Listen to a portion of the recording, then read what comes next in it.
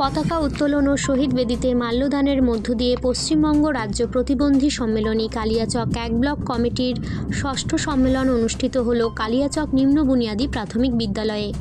এই সম্মেলন থেকে ২৮ জনের কমিটি গঠন করা হয়। কমিটির নবনির্বাচিত সম্পাদক সঞ্জীব চৌধুরী, নবনির্বাচিত সভাপতি রাজেশ আলী, কার্যকরী সভাপতি সামিউল শেখ, কোষাধ্যক্ষ তরুণ দাস নির্বাচিত হন।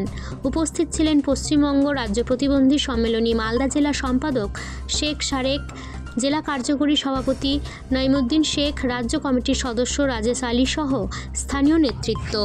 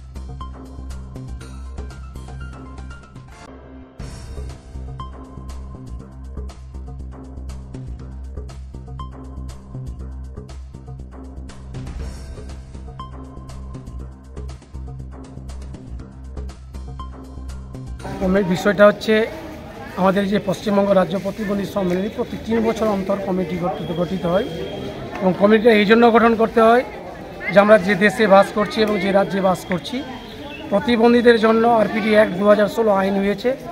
আইন হওয়া সত্ত্বেও কেন্দ্রীয় সরকার এবং রাজ্য সরকার এই প্রতিবন্ধীদের সেই সুযোগ সুবিধা যে অ্যাক্টগুলো আছে সেগুলো থেকে বঞ্চিত রাখছে।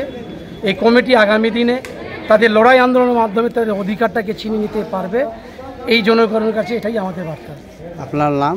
আমার নাম শেখ সারেক, জেলা সম্পাদক পশ্চিমবঙ্গ রাজ্য প্রতিবন্ধী সম্মেলনী মালদা জেলা কমিটি। আপনাদের এখানে কালিয়াচক ১ নম্বর ব্লকে আপনাদের যে জেলা সম্মেলন, এই সম্মেলন কবে? এবং এখানে আমাদের আজকে তো কালিয়াচক ১-এর ব্লক সম্মেলনটা হলো এবং এই কালিয়াচক 1-এই আগামী 16ই জুন আমাদের জেলা সম্মেলন অনুষ্ঠিত হবে নজরুল ভবনে।